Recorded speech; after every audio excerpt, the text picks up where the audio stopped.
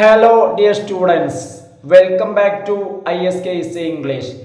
Okay dear students, നമ്മൾ ഇന്ന് discuss ചെയ്യുന്നത് ജോർജ് ഓർവെലിൻ്റെ എ ഹാങ്ങിങ് എന്ന് പറയുന്ന സ്റ്റോറിയാണ് ഡിസ്കസ് ചെയ്യുന്നത്.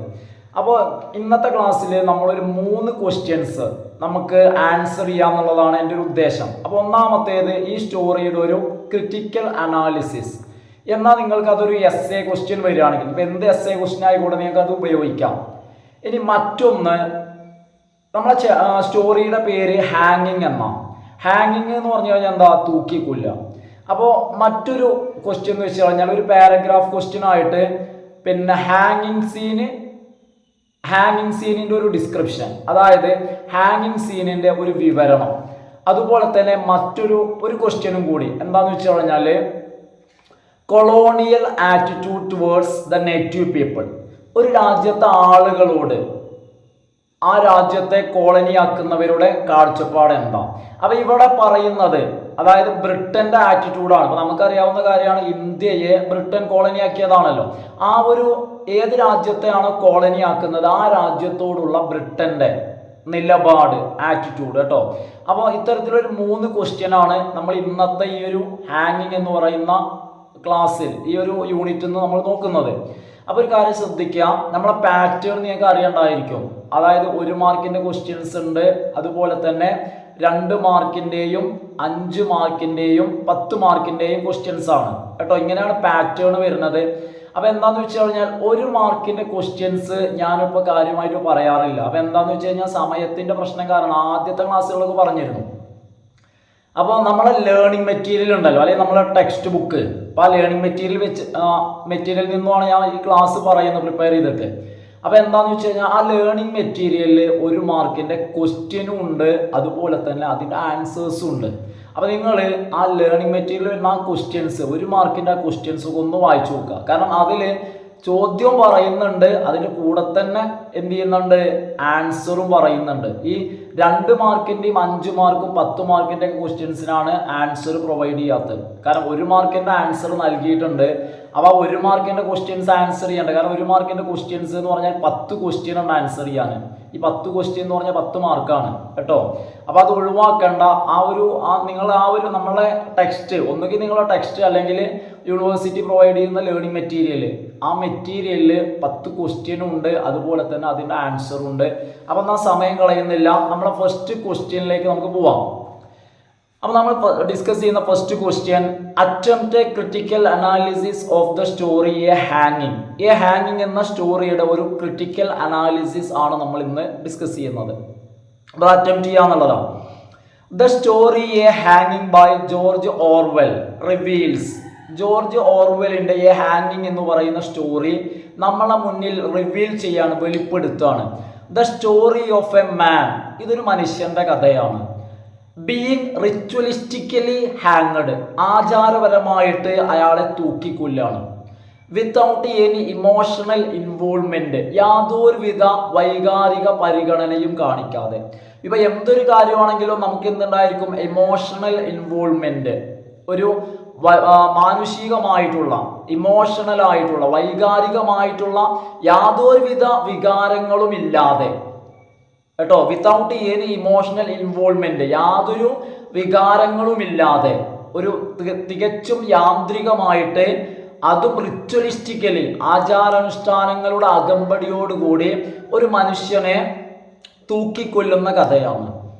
The story was based on his experience in Burma as a policeman. അതായത് ഇവിടെ ഈ സ്റ്റോറിയുടെ അടിത്തറ എന്ന് പറയുന്നത്, ബേസ് ചെയ്യുന്നത് അദ്ദേഹത്തിൻ്റെ എക്സ്പീരിയൻസ് ആണ്. ആരുടെ? George Orwell.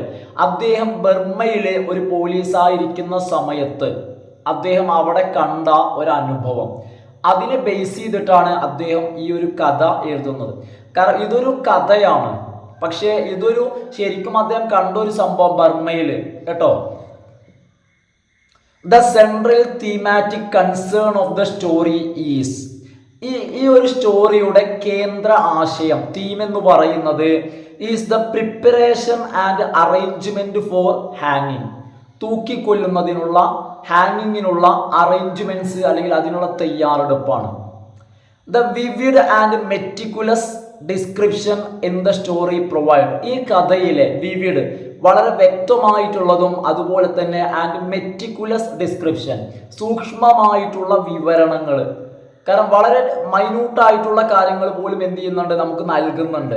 അപ്പം അത്തരത്തിലുള്ള മെറ്റിക്കുലസ് ആയിട്ടുള്ള descriptions in the story provide a realistic exposure to the readers.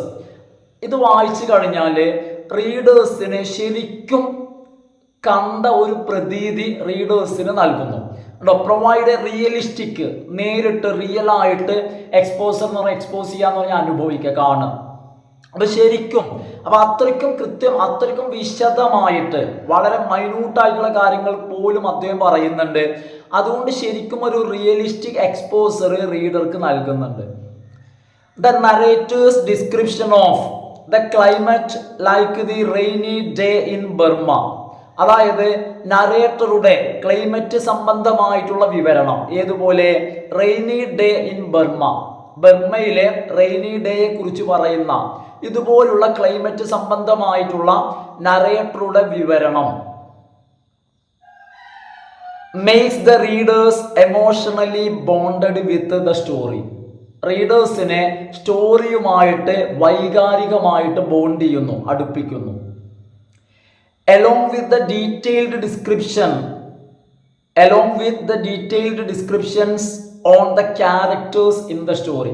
ഈ കഥയിലെ കഥാപാത്രങ്ങളെ കുറിച്ചുള്ള വിശദമായ വിവരണങ്ങളോടൊപ്പം the minute detailing on the setting, ഈ ഒരു കഥയുടെ സെറ്റിങ്ങിനെ, പശ്ചാത്തലത്തെ കുറിച്ചുള്ള വിശദമായിട്ടുള്ള വിവരണം offers a complete exposure to the readers. അതായത് റീഡേഴ്സിന് ഈ കഥയെക്കുറിച്ച് ഒരു കംപ്ലീറ്റ് എക്സ്പോസർ ഓഫർ ചെയ്യുന്നു. മീൻസ് എ കംപ്ലീറ്റ് എക്സ്പോസർ എന്ന് വെച്ച് കഴിഞ്ഞാൽ പൂർണ്ണമായിട്ടും ഈ കഥ അവർ കാണുന്ന പോലെ, പൂർണ്ണമായിട്ടും, അതായത് യാതൊരു സംശയവും ഇല്ലാത്ത രീതിയിൽ വളരെ വ്യക്തതയോടുകൂടി ഈ കഥ അവർക്ക് കിട്ടുകയാണ്.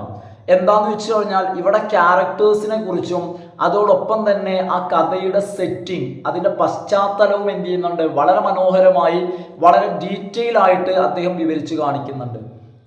Orwell provides A full character sketch of the മാൻ.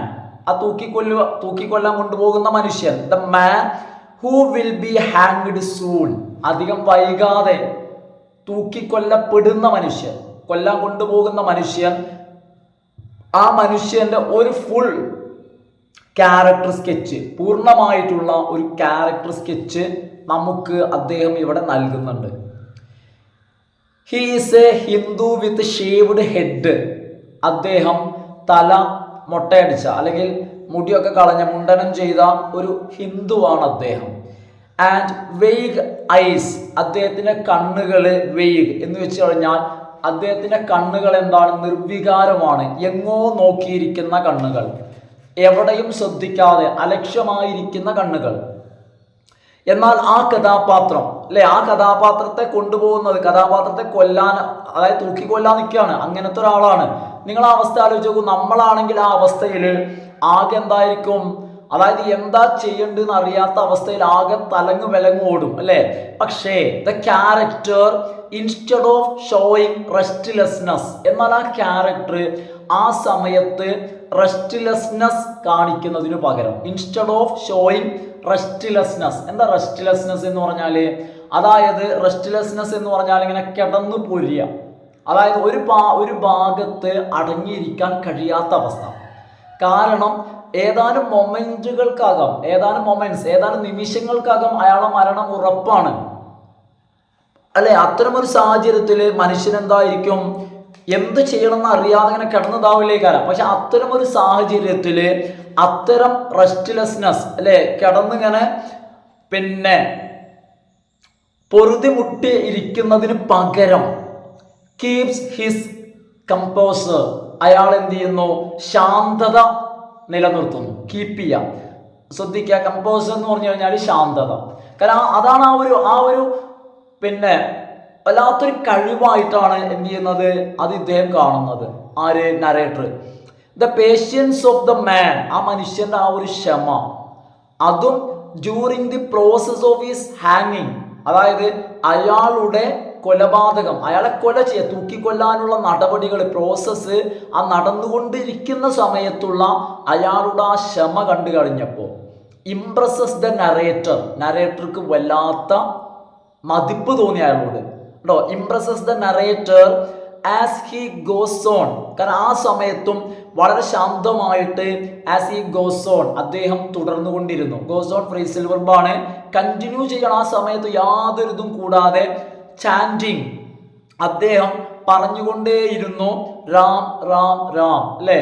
അദ്ദേഹം എന്ത് ചെയ്യാണ്? ദൈവമന്ത്രം, കാരണം ആ മന്ത്രമായിരിക്കാം അദ്ദേഹത്തിന്റെ മനസ്സിന് ശാന്തി നൽകുന്നത്, സമാധാനം നൽകുന്നത്. കാരണം അദ്ദേഹം പ്രിപ്പയർഡ് ആണ്.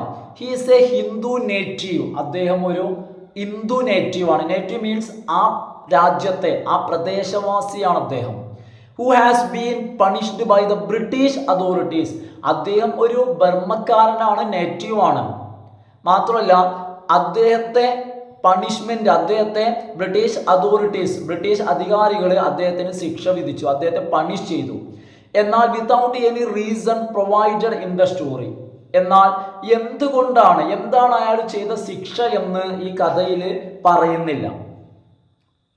ഇത് നോക്കാൻ ഇവിടെ ശ്രദ്ധിക്കാം. അപ്പൊ എന്താന്ന് വെച്ച് കഴിഞ്ഞാല് അപ്പൊ ഇത്തരം കാര്യങ്ങൾ പറഞ്ഞു. അപ്പൊ ഇതിനു ശേഷം ഈ ഒരു കഥ തുടങ്ങുന്നത് എന്താന്ന് വെച്ച് കഴിഞ്ഞാല് ആ ഒരു ആ ജയിലിലുള്ള പ്രിസണേഴ്സിനെ ഓരോരുത്തരെയായിട്ട് എന്ത് ചെയ്യാണ്? തൂക്കിക്കൊല്ലാൻ വേണ്ടി കൊണ്ടുവരികയാണ്, ജയിലിൽ നിന്ന് പുറത്തേക്ക് ഇറക്കുകയാണ്. അതിൽ ഒരു വ്യക്തിയാണ് ആര്? ഇയാള്. കാരണം ജയിലിൽ പ്രിസണേഴ്സ് എന്ന് പറയുമ്പോൾ അതിൽ ഒരുപാട് ആളുകളുണ്ട്, അതിൽ ഒരാളാണ് ആര്? നമ്മൾ ഈ പറയുന്ന നമ്മുടെ കഥാപാത്രം. ഇനി ദ ഹെഡ് ജയിലർ, കാരണം ഹെഡ് ജയിലർ അയാളെ ജയിലിൽ നിന്ന് ഇനി എന്ത് ചെയ്യാണ്? അയാളെ കൊല്ലാൻ വേണ്ടി ഇങ്ങനെ കൊണ്ടുവരികയാണ്. ദ ഹെഡ് ജയിലർ, അതും എ ഫാറ്റ് ഡ്രാവിഡിയൻ, അതായത് ഒരു തടിച്ച ഡ്രാവിഡിയൻ എന്ന് വെച്ച് കഴിഞ്ഞാൽ ഗോത്രം, ആ ഒരു വിഭാഗത്തെയാണ് ഉദ്ദേശിക്കുന്നത് കേട്ടോ. ആ ഒരു വിഭാഗത്തിൽപ്പെട്ട ഒരു തടിച്ച മനുഷ്യൻ. ഹൂ സ്പീഡ്സ് അപ്പ് ദ ഹാങ്ങിങ് processes as he gets the ultimatum from the superintendent, അതായത് ജയിൽ സൂപ്രണ്ട് ഉണ്ടല്ലോ, ജയിൽ സൂപ്രണ്ടിന്റെ കയ്യിൽ നിന്നും അൾട്ടിമേറ്റം ലഭിച്ചത് കൊണ്ട്, അൾട്ടിമേറ്റം എന്ന് വെച്ച് കഴിഞ്ഞാൽ അന്തിമ തീരുമാനം, അതായത് ജയിലിൽ നിന്ന് പുറത്തിറക്കിക്കോളൂ, എന്ത് ചെയ്യാണ്? തൂക്കാൻ പോവാണെന്നുള്ള അൾട്ടിമേറ്റം, അന്തിമ വിധി കിട്ടിയതിന്റെ അടിസ്ഥാനത്തില് ഹെഡ് ജയിലർ ഹാങ്ങിങ്ങിന്റെ പ്രോസസ്സ് സ്പീഡാക്കുന്നു. The head jailer a fat Dravidian who, ആ വ്യക്തി, ആ ജയിലർ സ്പീഡ്സ് അപ്പ് ദ ഹാങ്ങിങ് പ്രോസസ് എന്ന് പറഞ്ഞാൽ ജയിലിൽ വെച്ചല്ലേ തൂക്കുക, കാരണം എല്ലാം സെറ്റാക്കി പുറത്തേക്ക് ഇറക്കി വരണ്ടേ, അതിനുള്ള കാര്യങ്ങളൊക്കെ ചെയ്യുന്നു. എന്താ കാരണം? As he gets the ultimatum from the സൂപ്രണ്ടന്റിൽ നിന്നും അദ്ദേഹത്തിന് അൾട്ടിമേറ്റം, അതായത് അന്തിമ വിധി, അല്ല ഇനി പുറത്തേക്ക് ഇറക്കിക്കോളൂ, തൂക്കാൻ പോവാണെന്നുള്ള വിധി കിട്ടി. അങ്ങനെ എന്ത് ചെയ്യാണ്? അദ്ദേഹത്തെ ഇങ്ങനെ എന്ത് ചെയ്യാണ്? ജയിലിൽ നിന്ന് ഇറക്കിയിട്ട് കഴുമരത്തിന്റെ അങ്ങോട്ട് ഇങ്ങനെ കൊണ്ടുവരികയാണ് കേട്ടോ. ആ രംഗം ടെക്സ്റ്റിൽ പറയുന്നുണ്ട്, ഞാൻ അതിലൂടെ ഒഴിവാക്കിയതാണ് കേട്ടോ. അപ്പൊ അദ്ദേഹത്തെ ഇങ്ങനെ കൊണ്ടുവരികയാണ്, നിങ്ങൾ മനസ്സിലൊന്ന് വിഷ്വലൈസ് ചെയ്യൂ. അദ്ദേഹത്തെ കൊണ്ടുവരികയാണ്, അദ്ദേഹത്തിന്റെ കൂടെയായിട്ട് 6 ഗാർഡുകളുണ്ട്, അല്ലേ? പാവം ഒരു മനുഷ്യൻ കൈകളൊക്കെ ബാക്കിലോട്ട് ബന്ധിച്ചിട്ട് അദ്ദേഹത്തെ കൊണ്ടുവരികയാണ്. ആ കൊണ്ടുവരുമ്പോ 6 ഗാർഡ്സ് ഉണ്ട്, അതിൽ 2 പേര് ആംഡ് ആണ്, റൈഫിൾസ് ഒക്കെ ആയിട്ട് ഗണ്ണൊക്കെ ആയിട്ട് ആംഡ് ആണ്. മറ്റു 4 പേര് അദ്ദേഹത്തോട് ചേർന്ന് നിൽക്കുകയാണ്. അദ്ദേഹം ഓടിപ്പോവാതിരിക്കാൻ വേണ്ടി ആയിരിക്കണം. അതായത് ഇവിടെ ഒരു കളിയാക്കിയിട്ടോ അല്ലെങ്കിൽ ഒരു ആക്ഷേപഹാസ്യ രൂപത്തിലൂടെ പറയാൻ ഏതുപോലെയാണ് അദ്ദേഹത്തെ കൊണ്ടുവരുന്നതെന്ന് ചോദിച്ചു കഴിഞ്ഞാൽ, വെള്ളത്തിൽ നിന്നും പിടിച്ച ഒരു മത്സ്യം അത് വീണ്ടും വെള്ളത്തിലേക്ക് പോവാതിരിക്കാൻ വേണ്ടി അതിനെ കെയർ ചെയ്യുന്ന പോലെ, ഇയാളെങ്ങാനും ഓടിപ്പോയാലോ രക്ഷപ്പെട്ടാലോ അത് സംഭവിക്കാതിരിക്കാൻ വേണ്ടി 6 പേര്, 2 പേര് ഗണ്ണുമായിട്ട് പ്രൊസഷൻ എന്നാ പറഞ്ഞത്. ഒരുപാട് കാഴ്ചക്കാരൊക്കെ നിൽക്കുന്നുണ്ട് തൂക്കിക്കൊല്ലുന്നത് കാണാൻ, അല്ലേ? ഒരു ആക്ഷേപഹാസ്യമായിട്ട് പറയാൻ നല്ലൊരു കാഴ്ചയല്ലല്ലോ. പക്ഷെ ഒരു പ്രൊസഷൻ, ഒരു ജാഥ വരുന്ന പോലെയാണ് ഇയാളെയും കൊണ്ട് ഇവരിങ്ങനെ വരുന്നത്. അപ്പൊ അങ്ങനെ വരികയാണ്. ആ വരുമ്പോഴാണ്, കാരണം ഞാൻ ഇത്രയും പറഞ്ഞത് ഇവിടെ നിങ്ങൾക്ക് തുടർച്ച കിട്ടാതിരുന്നാലോ എന്ന് വിചാരിച്ചിട്ടാണ്. ആ വരുന്ന സമയത്താണ് എന്ത് സംഭവിച്ചത്? The entering of the dog. അപ്പോഴാണ് ഈ സമയത്ത് ആ ഒരു പ്രൊസഷൻ, ഈ 6 പേര് അല്ലെ, ഈ ജാഥയിലേക്ക് ഒരു ഡോഗ് വരുന്നത്, അതും ഒരു തടിച്ച dog. The entering of the dog, dog വന്ന് ഡോഗ് കുരയ്ക്കും ശബ്ദം ഉണ്ടാക്കുകയൊക്കെ ചെയ്യാണ്. കാരണം പെട്ടെന്ന് ഇങ്ങനെ ഒരു സംഭവം കണ്ടതിലുള്ള അതിന്റെ പരിഭ്രാന്തി ആയിരിക്കണം. ഡോഗിന് പരിഭ്രാന്തി ഉണ്ട് എന്നാണ് പറയുന്നത്. പക്ഷേ ഇതെല്ലാം കാണുന്ന മനുഷ്യർക്ക് എന്തില്ല, വിനോദമാണ്, പരിഭ്രാന്തി ഒന്നുമില്ല. അപ്പോൾ the entering of the dog create some unexpected problems. ആ ഒരു ജാഥയിലേക്ക്, ആ തൂക്കാൻ കൊണ്ടുപോകുന്ന ആ ഒരു പ്രൊസഷൻ, ആ ജാഥയിലേക്ക് ആ ഡോഗ് വന്നതിന്റെ ഫലമായിട്ട് ഒരല്പം അൺഎക്സ്പെക്റ്റഡ് പ്രോബ്ലംസ്, അപ്രതീക്ഷിതമായ കുറച്ച് ചെറിയ ഒരു പ്രശ്നങ്ങളൊക്കെ ഉണ്ടായി. And delay in the process. മാത്രമല്ല ആ പ്രോസസ്സ്, ആ ഒരു തൂക്കിക്കൊല്ലുക എന്ന പ്രക്രിയ ഒരല്പം ഡിലേ വന്നു, ഒന്ന് താമസിച്ചു. മാത്രമല്ല it also provides some comic relief to the grave and tensed moments of the ഹാങ്ങിങ്. തൂക്കിക്കൊല്ലുന്ന നിമിഷം ഉണ്ടല്ലോ, ആ നിമിഷത്തിൽ എല്ലാവരും ഹൃദയമിടിപ്പോട് കൂടി ആ ഒരു സംഭവം കാണാൻ അങ്ങനെ നിൽക്കും. ആ സമയത്തുള്ള ടെൻസ്ഡ് ആൻഡ് ഗ്രേവ് മൊമെന്റ്സ്, അതായത് വളരെ ഗ്രേവ് മീൻസ് ഗ്രേവ്, ഗൗരവമുള്ളത്, വളരെ സീരിയസ്, ഗൗരവവും അതുപോലെ തന്നെ ടെൻസ്ഡ് ആയിട്ടുള്ള നിമിഷങ്ങൾ. കാരണം ചിരിക്കേണ്ട കോമഡി അല്ലല്ലോ. ആ നിമിഷത്തിൽ അതിൻ്റെ ആ ഒരു ഗൗരവത്തിന് ഒരല്പം ആശ്വാസം, ഒരല്പം കോമിക് റിലീഫ്, ഒരു ആശ്വാസം, റിലീഫ്. കാരണം ഈ ഒരു ഡോഗിന്റെ എൻറ്ററിങ് അതൊരു ചെറിയൊരു തമാശ, ഒരല്പം ആശ്വാസം കാണികൾക്ക് നൽകി. അങ്ങനെ അയാളെങ്ങനെ തൂക്കിക്കൊല്ലാൻ കൊണ്ടുപോകുന്നത് നമ്മളെ നരേറ്റർ ഇങ്ങനെ പറഞ്ഞു, ഇന്ന രീതിയിലാണ് കൊണ്ടുപോകുന്നത്. അപ്പൊ അതിലേക്കൊരു ഡോഗ് ഇങ്ങനെ എൻട്രി ഉണ്ടായി, അതൊരു ഒരല്പം തമാശയായി. അതിനുശേഷം the narrator also draws attention. അപ്പൊ കൊണ്ടുപോകുന്ന കാഴ്ച പറഞ്ഞു. അതിനുശേഷം നരേറ്റർ നമ്മുടെ ശ്രദ്ധയെ കൊണ്ടുപോകുന്നത് ടു ദ ഹെൽത്തി ഫിസിക്, അയാളുടെ നല്ല ആരോഗ്യമുള്ള ശരീരത്തെ കുറിച്ചാണ്. നല്ല ആരോഗ്യമുള്ള ഒരു മനുഷ്യനാണ് എന്ത് ചെയ്യുന്നത്, നശിപ്പിക്കാൻ കൊണ്ടുപോകുന്നത്. Healthy physique and appearance of the prisoner. അതുപോലെ തന്നെ ആ പ്രിസണറുടെ അപ്പിയറൻസ് എന്ന് പറഞ്ഞാൽ അയാളെ കാണാൻ എങ്ങനെയുണ്ട്, ഒരാളുടെ ലുക്കിനാണ് എന്ത് പറയാ, അപ്പിയറൻസ് എന്ന് പറയാം. അയാൾ എങ്ങനെയുണ്ട്, അപ്പിയർ. നോക്കൂ, സൈറ്റിംഗ് എന്ന് പറഞ്ഞാൽ പറയാന്ന് കേട്ടോ, കാണിക്കുക. സൈറ്റിംഗ് ദ ബ്രൗൺ ബോഡി, അയാളുടെ ആ ഒരു ബ്രൗൺ എന്താന്ന് വെച്ച് കഴിഞ്ഞാൽ അയാളൊരു നേറ്റീവ് ആണ്, അതാണ് ബ്രൗൺ. നമ്മളൊക്കെ ബ്രൗൺ അല്ലേ. സൈറ്റിംഗ് ദ ബ്രൗൺ ബോഡി, അതുപോലെ തന്നെ സ്ട്രോങ് ആംസ്, നല്ല ആരോഗ്യമുള്ള മനുഷ്യനാണ്, ആരോഗ്യമുള്ള കൈകള്, അതുപോലെ തന്നെ strong lock of hair. Lock of hair എന്ന് പറഞ്ഞാൽ നമ്മൾ മുടിയൊക്കെ ഇങ്ങോട്ട് മുടഞ്ഞിടും മറ്റെടുക്കുമ്പോൾ ഏതാനും മുടികൾ ഒരു ഇതായിട്ട് എടുക്കൂലേ, അപ്പൊ അതിനാണ് നമ്മൾ എന്ത് പറയാ, ആ ഒരു കെട്ട് എന്ന് പറയുന്ന പോലെ.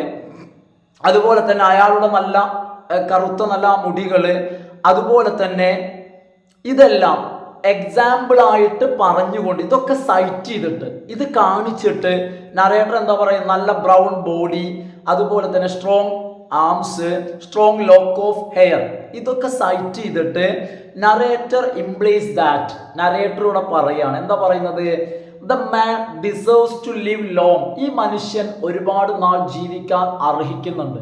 കാരണം എന്തുകൊണ്ടും അയാൾ ജീവിക്കാൻ അനുയോജ്യനാണ്. കാരണം അയാളുടെ ബോഡി ഫിറ്റ് ആണ്, അയാൾ മരിക്കേണ്ട മനുഷ്യനല്ല.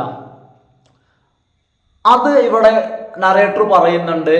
ആൻഡ് ഷോസ് ഇൻകോൺഗ്രസ്നെസ് ഓഫ് ദിസ് ഹാങ്ങിങ്. അപ്പൊ ഇതിലൂടെ മറ്റൊന്ന് നമ്മളെ നരേറ്റർ ഷോസ് കാണിക്കുന്നത് ഇൻകോൺഗ്രസ്നെസ് ഓഫ് ദിസ് ഹാങ്ങിങ്, ഈ തൂക്കിക്കൊലയിലുള്ള അദ്ദേഹത്തിന്റെ വിയോജിപ്പ്, പൊരുത്തക്കേട്. ഒന്ന് ആലോചിച്ച് നോക്കൂ, പൊരുത്തക്കേട് എന്ന് പറഞ്ഞു കഴിഞ്ഞാൽ എല്ലാ നിലയ്ക്കും ജീവിക്കാൻ അനുയോജ്യനായ ഒരു മനുഷ്യൻ, ഒരു കുഴപ്പമില്ല, ഫുള്ളി പെർഫെക്റ്റ് ആണ്. ഫുള്ളി എന്താണ്, പെർഫെക്റ്റ് ആണ്. അത്തരത്തിലുള്ള ഒരു മനുഷ്യന്റെ ജീവിതമാണ് എന്ത് ചെയ്യണത്, കൊണ്ടുപോയിട്ട് അവസാനിപ്പിക്കുന്നത്.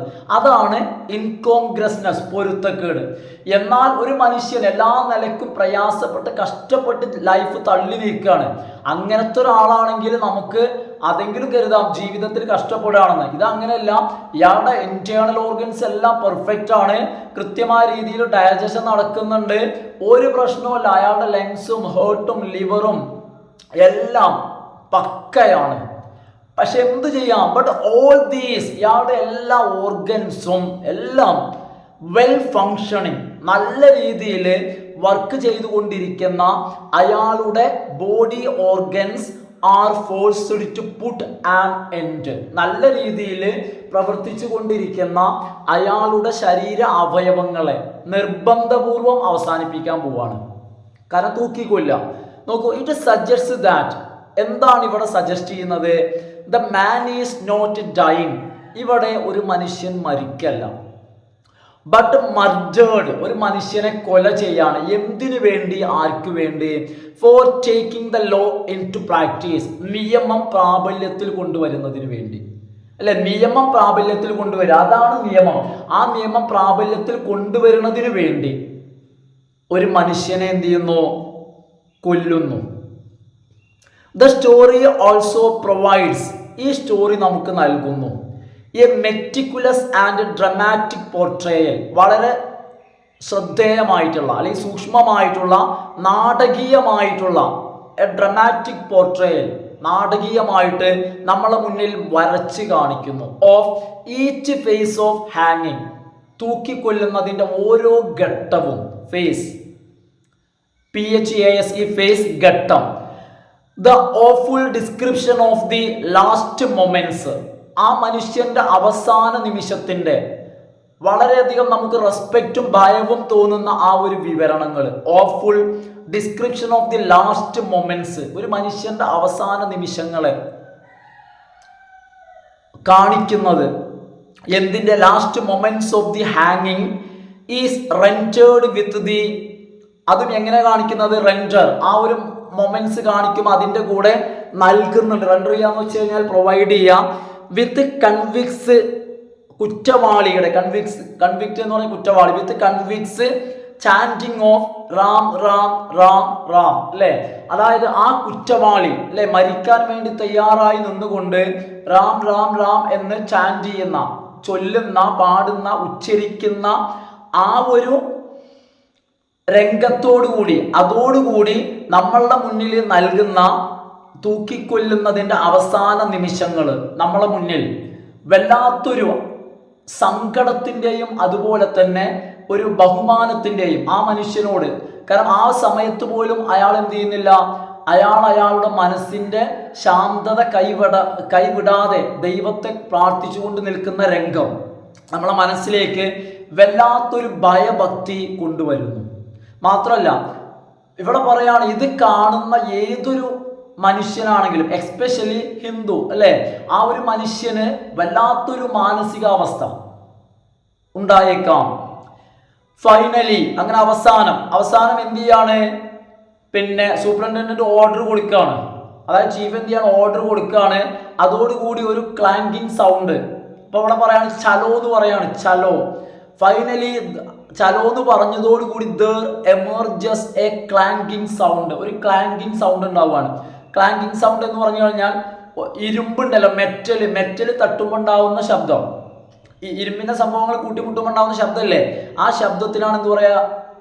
ക്ലാങ്കിങ് എന്ന് പറയാ.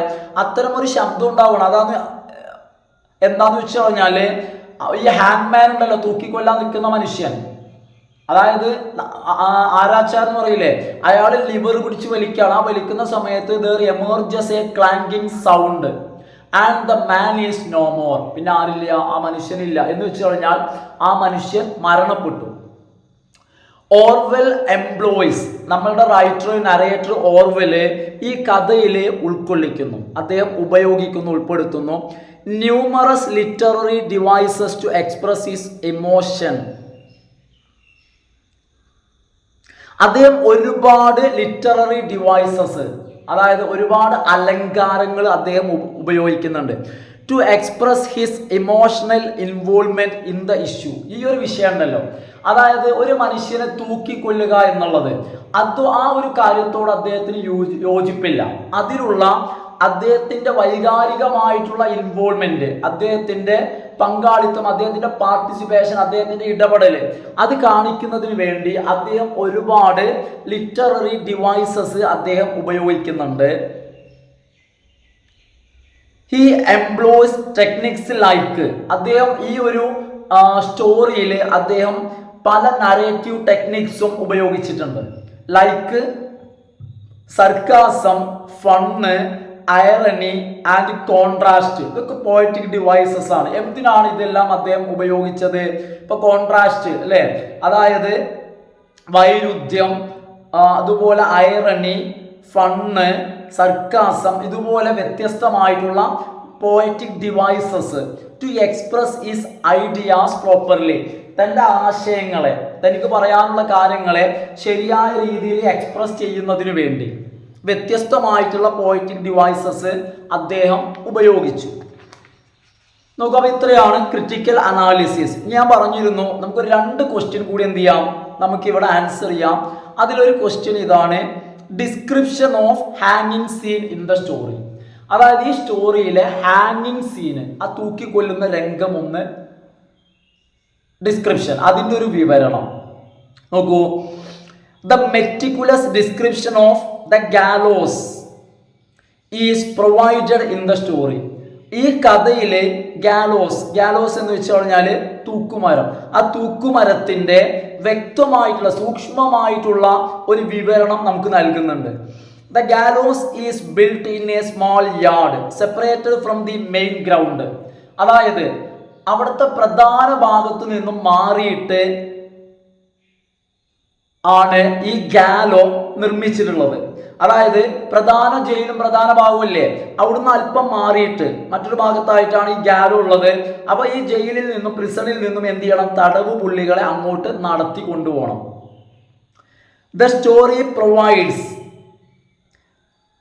The pictures of weeds in the structure.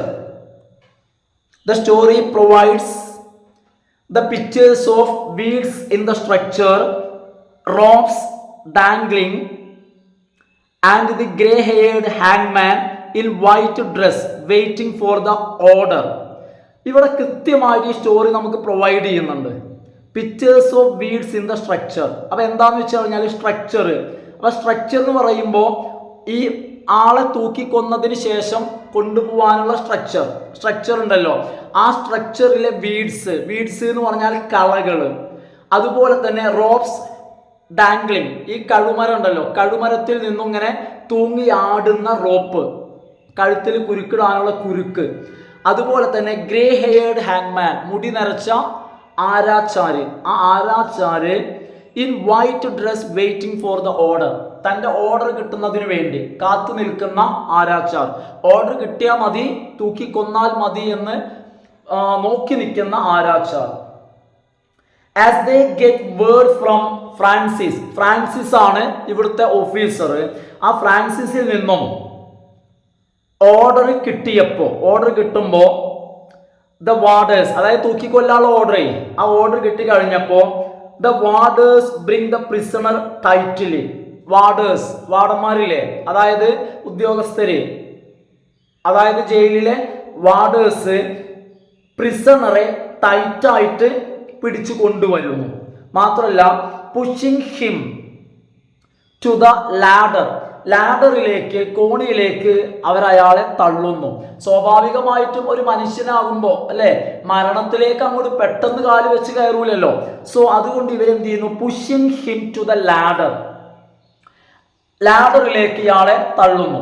അതിനുശേഷം ദ ഹാങ്മാൻ, നമ്മളെ ഹാങ്മാൻ ഇല്ലേ, ഹാങ്മാൻ ആരാച്ചാർ എന്ത് ചെയ്യുന്നു, fixes the rope around the convict's neck. കുറ്റവാളിയല്ലേ ഈ മനുഷ്യൻ, അയാളെ കഴുത്തില് കുരുക്കണിയിക്കുന്നു. People gather 5 yards away from the ഗാലോയിൽ നിന്നും ഏകദേശം ഒരു 5 അടി മാറി നിന്നിരുന്ന ജനക്കൂട്ടം. ഇതോടുകൂടി ആൻഡ് ദി വാർഡേഴ്സ്, ഈ ജനക്കൂട്ടവും and the warders circle round the gallows, ഈ ജനക്കൂട്ടവും അതുപോലെ തന്നെ ഈ വാർഡന്മാരും ഇല്ലേ, ഇവരും എന്തു ചെയ്തു, ഗാലോക്ക് ചുറ്റും എന്ത് ചെയ്തു, സർക്കിൾ ചെയ്തിട്ട് നിന്നു. എന്താന്ന് വെച്ച് കഴിഞ്ഞാൽ നല്ലൊരു കാഴ്ചയല്ലേ കാണാൻ പോകുന്നത്. ഈ സമയത്ത് ഈ പാവം മനുഷ്യൻ, the man starts chanting Ram Ram Ram, പാവം ഈ മനുഷ്യൻ ഈ സമയത്ത് റാം റാം റാം എന്നിങ്ങനെ ഉച്ചരിച്ചു കൊണ്ടിരുന്നു. It never appears like A fearful, ഒരിക്കലും അയാളുടെ സ്വരത്തിന് ഒരു ഭയത്തിൻ്റെതായി നമുക്ക് തോന്നൂല, ഭയത്തിൻ്റെ ഒരു ഇതുണ്ടായിരുന്നില്ല. അല്ലെങ്കിൽ അർജന്റ് എക്സ്പ്രഷൻ, അല്ലെങ്കിൽ അതൊരു അർജന്റായിട്ട് പെട്ടെന്ന് അത്തരം ഒരു ഇതുമില്ല. But it seems very composed and rhythmic in articulation, പക്ഷെ അയാളുടെ ഉച്ചാരണത്തിന് ഒരു റിതമിക്കാൻ ഒരു താളുണ്ടായിരുന്നു. ഏതുപോലെ? അതായത് റാം റാം, നമ്മളൊരു പാട്ടിന്റെ സംഗീതം എന്ന് പറയില്ലേ, അതുപോലെ റിതമിക്കലി സാവധാനത്തില് അയാൾ റാം റാം എന്ന് പറഞ്ഞുകൊണ്ടേയിരുന്നു. The head of the man is covered with a cotton bag like material. ഒരു കോട്ടന്റെ ബാഗ് പോലുള്ള ഒരു സാധനം, ഒരു കവർ കൊണ്ട് ആ മനുഷ്യന്റെ തല കവർ ചെയ്തു. Hence only a muffled voice of ram ram ram persists. ഇപ്പോ അയാളെ മുഖം കാണാനില്ല, പകരം റാം റാം റാം എന്ന് ഒരു മഫിൾഡ് വോയിസ്, ഒരു പതിഞ്ഞ ശബ്ദം. കാരണം വായും തലക്കപാടെ കവർ ചെയ്തില്ലേ, ഒരു പതിഞ്ഞ ശബ്ദം മാത്രമാണ് കേട്ടുകൊണ്ടിരിക്കുന്നത്. The hangman climbing down from the gallows remains under it. Hangman, നമ്മളെ ഹാങ്മാൻ ഇല്ല, ആരാച്ചാര്, അയാള് ഗാലോയിൽ നിന്നും താഴെ ഇറങ്ങിയിട്ട്, തൂക്കുമരത്തിൽ നിന്നും താഴെ ഇറങ്ങിയിട്ട് അയാളെ ഇതിലൊക്കെ കഴുത്തിലൊക്കെ ഇതൊക്കെ ഇട്ടിട്ട് അയാൾ എന്ത് ചെയ്യാണ്, താഴെ ഇങ്ങനെ വെയിറ്റ് ചെയ്യാണ്. ഹോൾഡിങ് ദ ലിവറും പിടിച്ചിങ്ങനെ നിൽക്കുകയാണ്. വിസിലോട് ഊതി കഴിഞ്ഞാൽ, പറഞ്ഞു കഴിഞ്ഞാൽ എന്ത് ചെയ്യണം, വലിക്കണം, അതിനു വേണ്ടി നിൽക്കുകയാണ്. ഈ സമയത്ത് when the superintendent comes to the ground with his stick, ഈ സമയത്താണ് സൂപ്രണ്ട് വരുന്നത്. സൂപ്രണ്ടാണ് കാര്യങ്ങളൊക്കെ പറയുന്ന ആൾ, ഉത്തരവ് കൊടുക്കുന്ന ആള് കയ്യിലൊരു വടിയുമായിട്ടാണ് വരുന്നത്. Some seriousness grapples the people. ഇയാളെ കണ്ടതും അവിടെ കൂടിയിരിക്കുന്ന ആളുകളിലെ അവരിലെല്ലാം ഒരു ഗൗരവം വന്നു. മാത്രമല്ല ആൻഡ് ദേ ബിക്കം ഗ്രേ, ആളുകളുടെ മുഖത്തുള്ള ആ ഒരു ഇതൊക്കെ പോയി, ഒരു ഗൗരവം വന്നു. When he shouts chalo, അയാൾ വന്നിട്ട് ചലോ എന്ന് പറഞ്ഞു, ചലോ. When he shouts chalo fiercely, ഇവിടെ ഫിയേഴ്സ്ലി കൊണ്ട് ഉദ്ദേശിച്ചത് യാതൊരു ദയോ ദാക്ഷിണ്യമോ കൂടാതെ, ചലോ ചലോ എന്ന് പറഞ്ഞു കഴിഞ്ഞാൽ വലിച്ചോ എന്നുള്ളതാ, യാതൊരു ഇതും കൂടാതെ പറഞ്ഞു. The atmosphere is left with dead silence. മൊത്തം അന്തരീക്ഷത്തില് നിശബ്ദത വ്യാപിച്ചു. Now it is the time of hanging, അതായത് തൂക്കുന്നതിന്റെ സമയമായി, അതാ മനുഷ്യനും അറിയാം. മാത്രമല്ല അതോടുകൂടി now it is the time of hanging so that each moment the man produces different sounds. അതുകൊണ്ട് തന്നെ ഓരോ നിമിഷത്തിലും ആ വ്യക്തിയിൽ നിന്നും വ്യത്യസ്തമായ ശബ്ദങ്ങൾ ഇങ്ങനെ ഉണ്ടായിക്കൊണ്ടിരുന്നു. Finally there emerges a clanking sound and the man is no more. അവസാനം ഒരു ക്ലാങ്കിങ് സൗണ്ട്, ആ ലിവർ വലിക്കുന്ന ശബ്ദം കേട്ടു. And the man is no more, ആ മനുഷ്യൻ ഇനി ജീവനോടില്ല, മീൻസ് അയാൾ മരണപ്പെട്ടു. When the people gather around the place in order to inspect the dead body, they realize that he has become just like a stone dangling with his toe. അവിടെ കൂടിയിരിക്കുന്ന ആളുകൾ അല്ലെ, ആ മനുഷ്യൻ മരിക്കുന്നത് അല്ലെ കാണാൻ വേണ്ടി അവിടെ കൂടിയിരിക്കുന്ന ആളുകൾ, അവർക്ക് അവസാനം അവർക്ക് ബോധ്യമായി. എന്താണ് അവർക്ക് ബോധ്യമായത്? ആ മനുഷ്യൻ മരണപ്പെട്ടു. അതായത് ഒരു കല്ല് പോലെ നിശ്ചലമായിട്ടുണ്ട്. എങ്ങനെയാണ് അവർക്ക് അത് ബോധ്യമായത്? ഡാംഗ്ലിംഗ് വിത്ത് ഈസ് ടു, അയാളുടെ വിരലുകൾ ഇങ്ങനെ താഴേക്ക് ഇങ്ങനെ തൂങ്ങി ഇങ്ങനെ ആടി നിൽക്കുകയാണ്. കാരണം നമ്മൾ സാധാരണ നിൽക്കുമ്പോൾ നമ്മളെ വിരൽ നേരെ താഴേക്കല്ലല്ലോ, സ്ട്രെയിറ്റ് ആയിട്ടല്ലോ നിൽക്കുക കാലം വന്ന്. കാരണം നിങ്ങൾ മരണപ്പെട്ട് കഴിഞ്ഞാൽ തൂങ്ങി നിൽക്കുമ്പോൾ എന്താവും, ആ കാൽപ്പത്തി ഇങ്ങനെ താഴേക്ക് എന്ത് ചെയ്യണം, ആ ജീവൻ പോയതിന്റെ അല്ലെ ആ ഒരു ഇതായിട്ട് ഇങ്ങനെ താഴേക്ക് ഇങ്ങനെ തൂങ്ങി നിൽക്കൂലേ, ഡാംഗ്ലിംഗ്, തൂങ്ങിയാടുക, വിരലുകൾ താഴേക്ക് ഇങ്ങനെ തൂങ്ങിയാടുന്നുണ്ട്.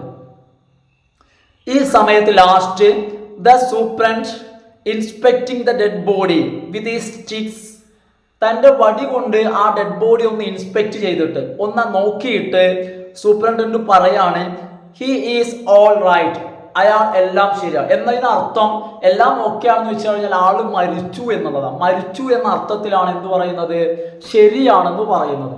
അപ്പൊ ഇത്രയാണ് നമുക്ക് എന്തു പറയാനുള്ളത്, ഹാങ്ങിങ് സീനിനെ കുറിച്ച് പറയാനുള്ളത് കേട്ടോ. ഇനി ഒരു ചോദ്യം കൂടി ഞാൻ അതൊന്ന് പറയാം, അതായത് delineate the colonial attitude towards narrative in the story. നോക്കുക, delineate എന്ന് പറഞ്ഞാൽ എന്താണ്? ഡിലിനേറ്റ് എന്ന പദത്തിന് അർത്ഥം എന്ന് വെച്ച് കഴിഞ്ഞാൽ വ്യക്തമായിട്ട് വരച്ച് കാണിക്കാം. പോർട്രേ എന്ന ഡിലിനേറ്റ് എന്ന് പറഞ്ഞാൽ അപ്പൊ എന്താ പറയുന്നത്? Delineate the colonial attitude.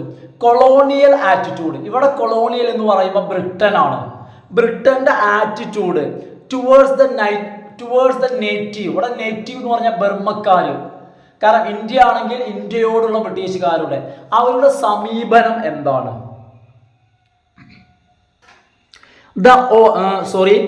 ഓർവെൽസ് story portrays. ഓർവെലിന്റെ കഥയിൽ, ജോർജ് ഓർവെൽ അദ്ദേഹത്തിന്റെ കഥയിൽ അദ്ദേഹം വരച്ചു കാണിക്കുന്നു ദ പ്ലേറ്റ്സ് ഓഫ് നേറ്റീവ്സ്. നേറ്റീവ്സിന്റെ ദുരിതമുള്ള ജീവിതം.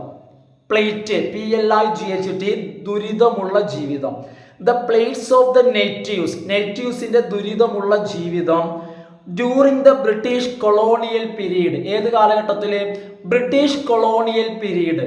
അതായത് ആ രാജ്യം ബ്രിട്ടന്റെ കോളനി ആയിരിക്കുന്ന സമയം.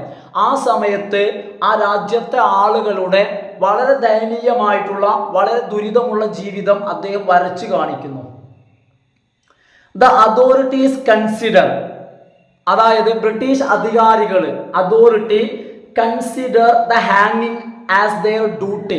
ഒരാളെ തൂക്കിക്കൊല്ല എന്നുള്ളത് അവരുടെ ഡ്യൂട്ടി, അവരുടെ കടമ, അവരുടെ ജോലിയായിട്ടാണ് അവർ കാണുന്നത്.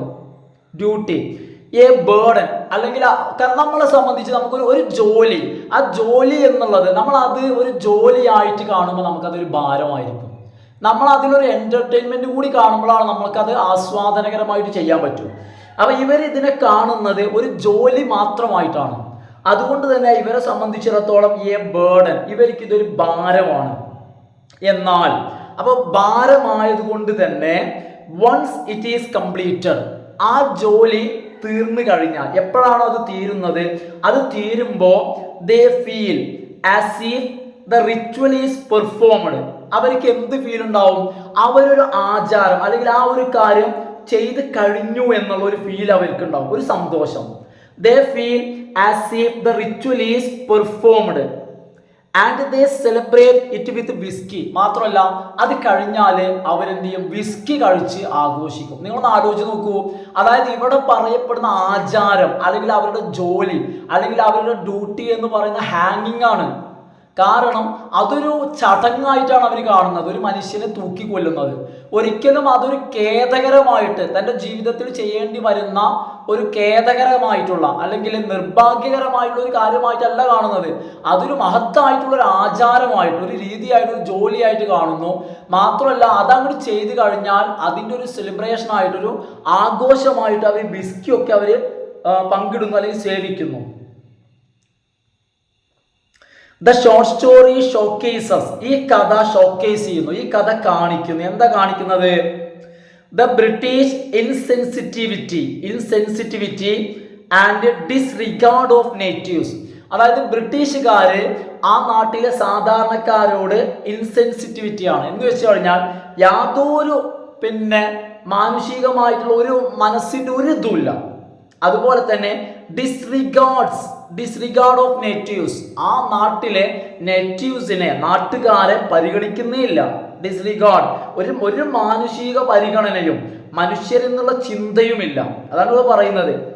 The story showcase the British insensitivity and disregard of natives lives and their emotions.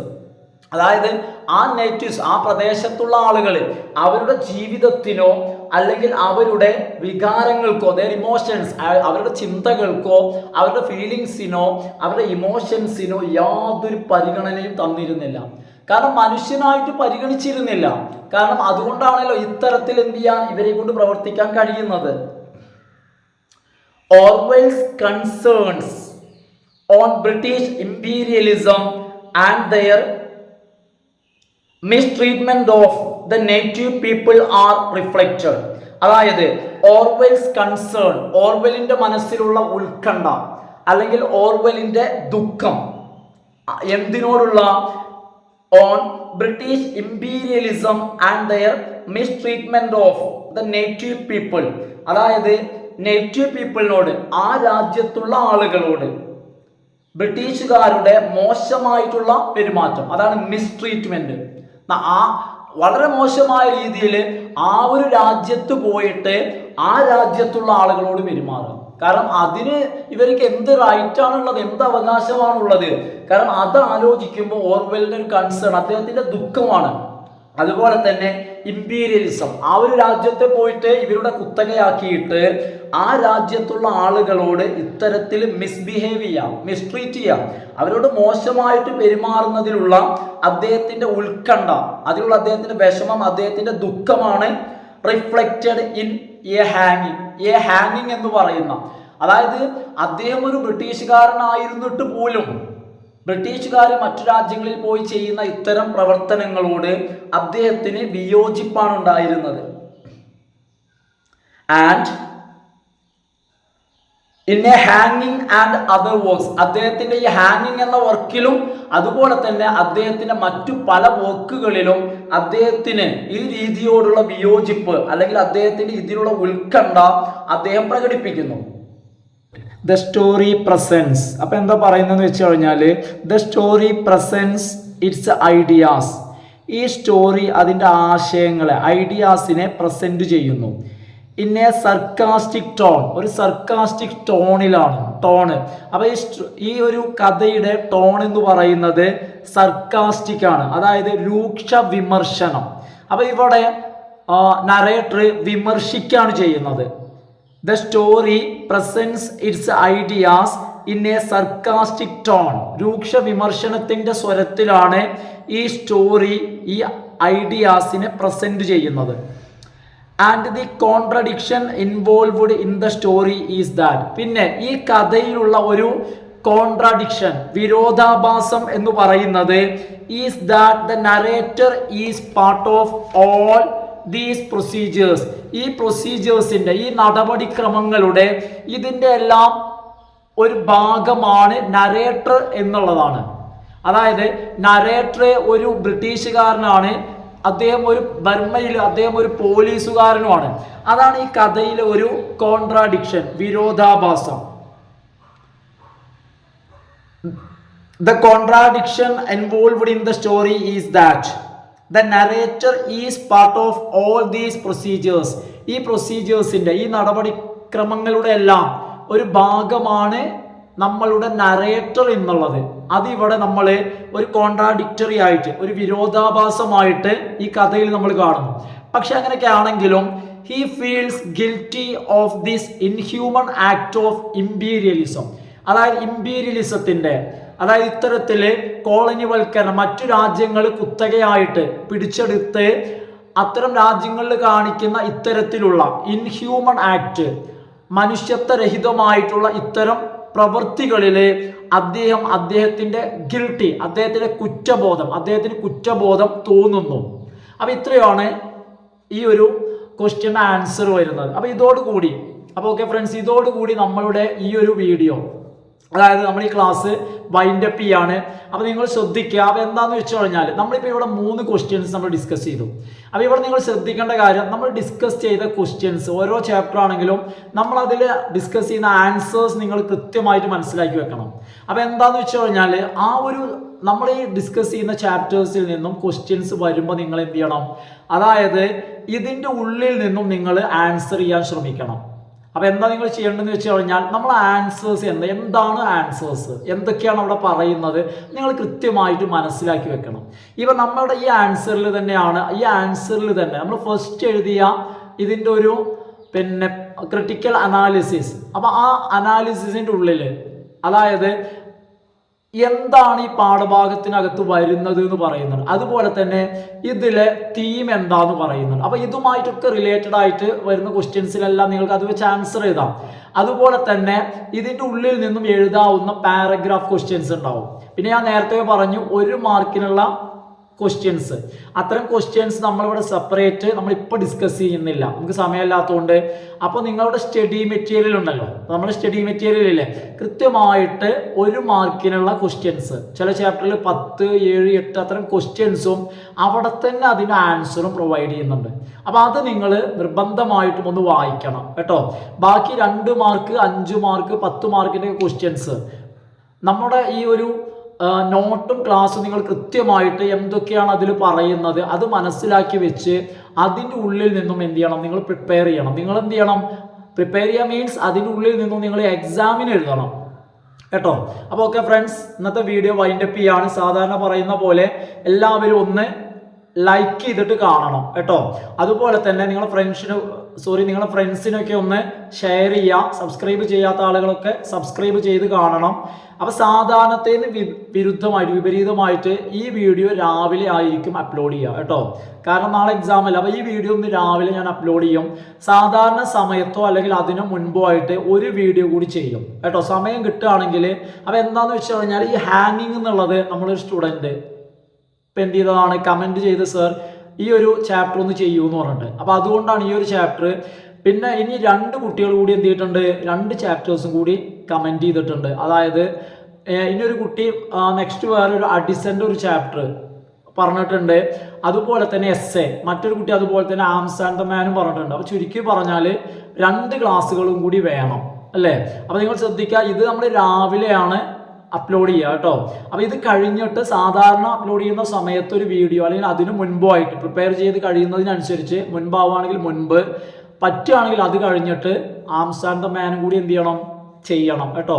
അപ്പോൾ എക്സാമിന് മുൻപ് എന്ത് ചെയ്യുക, അതെല്ലാം കൂടി എല്ലാ വീഡിയോസൊക്കെ ഒന്ന് കണ്ട് കൃത്യമായിട്ട് തയ്യാറെടുത്തിട്ട് എന്ത് ചെയ്യുക, നന്നായി പഠിച്ചിട്ട് എക്സാമിന് പോവാം കേട്ടോ. Okay, thanks for watching.